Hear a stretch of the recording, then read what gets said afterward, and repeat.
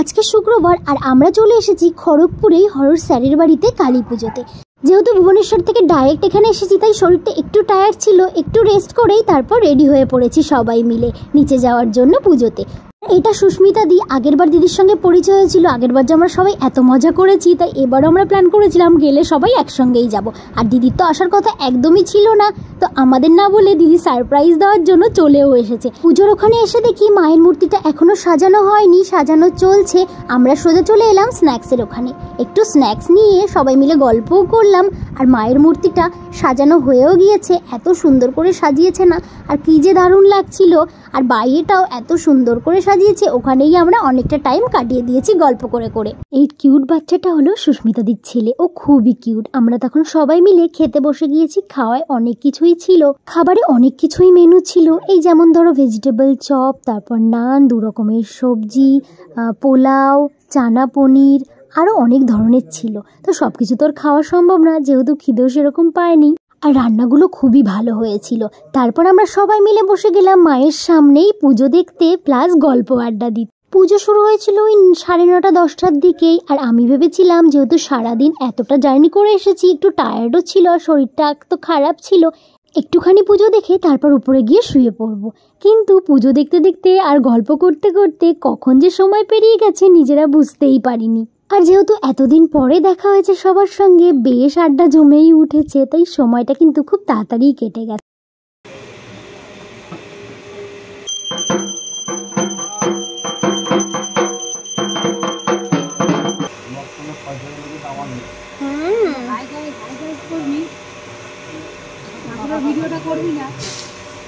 তুমি এটা কি বলছো?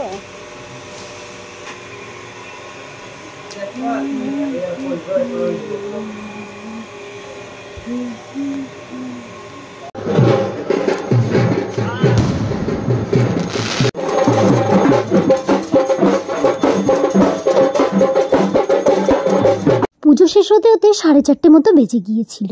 আর যেহেতু পুজোর পরেই ভোগটা দেওয়া হয়েছিল সবাইকে, তাই আমরা একটুখানি ভোগও খেয়ে নিলাম। যেহেতু সূর্য ওঠার আগেই মায়ের বিসর্জন দিতে হবে, তাই সবাই সেই দিকেই গোছানো শুরু করে দিয়েছে। যেহেতু শরীরটা খুব টায়ার্ড ছিল, ভাবছিলাম যে সারা রাত জাগতেই পারবো না, কিন্তু কি করে যে সময়টা পেরিয়ে গেল সত্যিই বুঝতে পারিনি। তারপর সবাই মিলে আমরা ছবি তুলে নিলাম।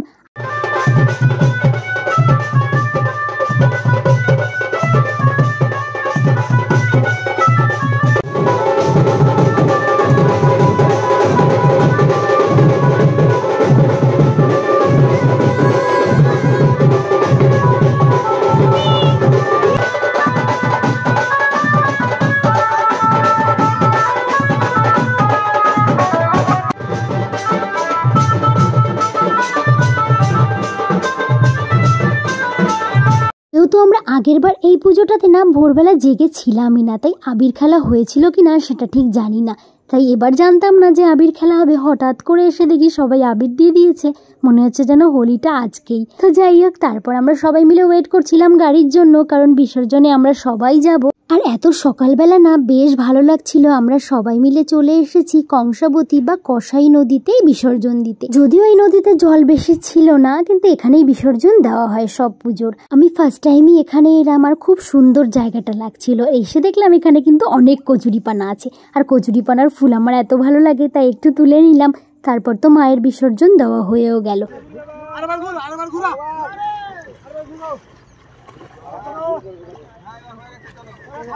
আজকের মতো ভিডিওটা এখানেই শেষ করছি। তোমাদের ভিডিওটা কেমন লাগলো সেটা কিন্তু জানাতে একদমই ভুলো না। দেখা হচ্ছে নেক্সট আর একটা ব্লগে। Bye bye.